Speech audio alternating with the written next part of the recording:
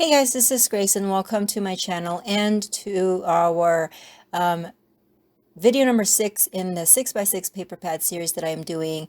If you're new to my channel or you haven't seen the first 5, I had purchased a 6x6 sketchbook or sketch bundle from Scrapbook Generation, and I am working on creating some layouts with those sketches. I pulled out some 6x6 pad from my stash and just working on them, and the link will be in the description box below.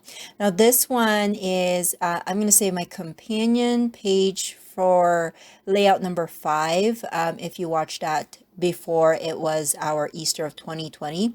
Now, one of the traditions that we do in my family is that we take Easter pictures. The kids usually get some new clothes for spring, and we coordinate and we do a little bit like a photo shoot for all of us. And so because it was 2020, it was COVID, we had it indoors, but we still did our photo shoot. So I wanted to document that because I have those pictures.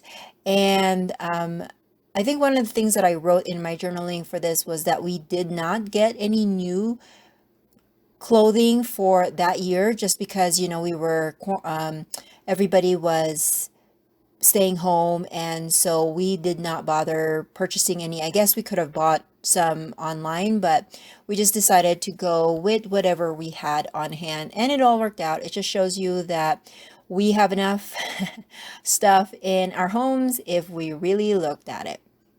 So this particular sketch is actually pretty cool. I liked it. However, because of the photos that I'm using, the orientations, or just the way that it worked out, I am going to deviate. I don't want to say a whole lot, but I will deviate a good chunk away from the original sketch. The sketch called for where we were to put the photos on top of the 3x3 cards or 3x3 papers, and I actually end up just leaving the papers be and not putting anything on top of that, and then moving the photos over to the right side. So then the whole thing kind of, the whole layout or design kind of spread out, so you have less of a space on the left and right. Does that make sense? And I'm okay with that. I actually really like how it all turned out. So again, I'm using some papers from my stash. So they are pretty old papers. Well, I don't know if it's really old, but at least some of them are at least 5 years old. But I'm okay with that. I am not very big on making sure that I use the latest and the greatest anymore, just because I have a lot of stuff already in my scrapbook stash. Again, I am working with 3x4 photos because that's what I am used to now. I like the size of it. I consider myself as a multi-photo scrapbooker. I like more photos than just one or two. And so having smaller size photos works best for me because then I can fit more in my layout, and rather than, just sticking with one or two. So this is where I was kind of looking of how this is going to work out. In the sketch, it had the kind of main photo over those 3x4 papers, and then you have some other photos on the left and the right of that, and then some more papers over to the right side. And now I'm trying to figure out how this is all going to work. I mean, right now it's all good, but I really do feel like, because of the colors of the papers and the colors of my photos, that the photos weren't going to stand out against those colorful backgrounds. And so I just decided to just move it around. And you're going to see me do that here in a few minutes. The sketch also called for some strips of paper to the right, and so I'm just kind of auditioning some items there. And this is where I decide that I'm going to move it around and just kind of do my own thing. And that worked out better for me. I think it's more balanced. But let me know in the description box below, should I have stuck with the sketch, or my take on the sketch was better for the photos that I have.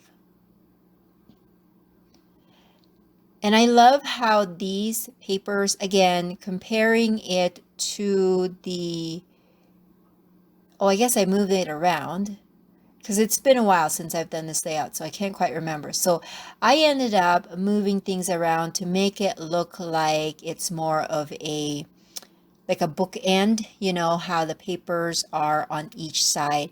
And I like that too. I guess I would have worked out with the strips. The only thing was that it was very left heavy, and that's why I moved things around.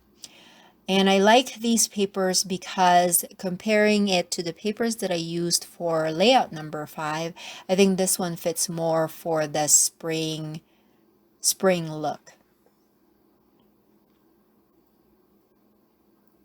And I also like how the pinks brings out some of the pinks in my dress, and also the pinks in my daughter's dress.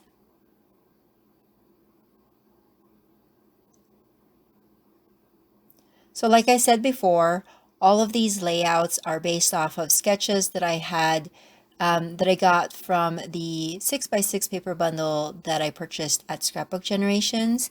The link will be in the description box below.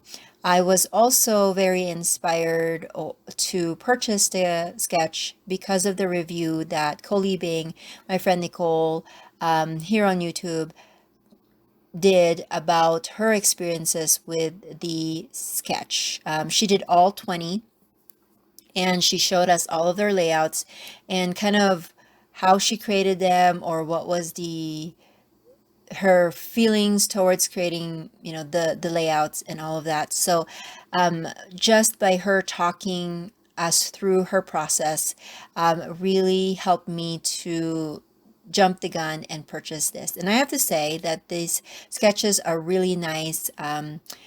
They also have bundles that are, there's 10 in a bundle, and I like that too, but I think you get more for your money when you get the 20 bundle one. And I gotta say, I am not sponsored by any means by Scrapbook Generation. They don't know that I am making these specific layouts, but I just want to let you know my own experience, and I love them. They always give out free sketches, especially if you're a part of their Facebook group. So make sure you check that out. And I know that Allison Davis of Scrapbook Generation also has a YouTube channel, so make sure you check her out too. And so going back to the layout, here is the part where I've already adhered everything. I did decide to add to that bookend design that I will create a border to go on the other side, and I just used some more 6x6 pad. This pad happened to have a wood grain paper, and I used that. And then I'm gonna put some strips of, or not strip, or diagonal plaid paper, I think is the right word, as a strip over that brown paper. And then I was just looking at my layout. Now, if I were smarter, if I was kind of, you know, thinking ahead, I should have added those photo corners before I adhered the photos, but it was kind of a last minute idea just because I wanted them to stand out a little bit more. And I was actually kind of hoping to put the photo corners on that third photo on the left, but I forgot that I never trimmed down those photos. So when I print my photos, I use a 4x6 canvas so that I can, you know, print them as 4x6, but it's always 2 photos in one. So sometimes I trim them, sometimes I don't. In this part, I didn't trim them. There was just one on top of the other, and I forgot about that, and I didn't want to pull it out, so it's just going to be what it is. Now, I did decide to add just a really tiny border on the top and the bottom to create a frame around my center of my layout. That's one thing that I deviate a lot when it comes to Scrapbook Generation sketches, is that a lot of their sketches are edge to edge. There's no room for a little frame around your layout. And I'm the opposite. I like framing. It just makes it feel like it's a finished piece if it has a little bit of that frame around it, and so that's why I deviate. Now I'm going to go with title. Now I had added my journaling, it's pre-printed, and I put that on the left. Now I have these thickers, they're wood and they're glittered, and they're words, the connected words, and so I figured I'd use one of them. But when I would place it on top of my pattern papers, it just seems like it's not standing out as much as I want. And so I just grabbed a vellum paper and I'm just gonna cut it out to just fit that piece. So I was counting the size, the length of it, and then I'm also counting the width, because all I really want is to have some vellum under that title, and I don't want any extras. As you can see here, I have some extras, and I will just try to trim that down. And so that makes it better, it stands out better for me, or the way I'm looking at it. And I'm sorry my head is in the way. I want to make sure that it's centered. And then I'm also going to add some accents. So I have some of these cut aparts from the same paper pad. I used this paper pad to create a 10 handmade cards at one point, and so I had some leftover heart balloons, die cut balloons, and so I want to use that up just because, you know, I have it, and the papers match this particular layout because they are the papers from this paper pad. So I'm just trying to see where those heart balloons will be. I think I'm going to end up actually putting them inside, like on the bottom left side, just because I wanted to, as much as possible, contain all of the design in the center and then leave the edges, the left and right edges, blank. So I'm just kind of additioning other little cut aparts that was there, but I ended up with just the balloons, and I'm just going to add that to the layout. And then I'm actually going to use a pen to create some strings to go down. You're not going to see that very well on the layout, just because, again, the patterns of the paper are very dominant and colorful, but that's fine. I just like that it has the string, so it doesn't look like it's just hanging balloons without anything tying them to each other. And then to finish it off, I'm actually going to use some stickers. If you have been following this particular series, I told you that I had pulled out some stickers, a hodgepodge of different stickers that I wanted to use up. And so I pulled some of them out and tried to finish them here. Some of the colors don't match. Some of the themes don't match. Like I put birds in here. I don't know why I put a bird, but I just feel like, hey, you know what? It works. I am able to use them, and they're fine for me. And so that's what I'm going to add here. And that is my layout for today. You'll see me add a few more things here and there. If you have any questions, please leave that in the comment section below. I try to answer them as fast as I can. If you like these videos, please consider giving it a thumbs up and subscribing, and make sure you hit that bell button so that YouTube can notify you of when I post the next video. Until then, I will see you guys later. Bye.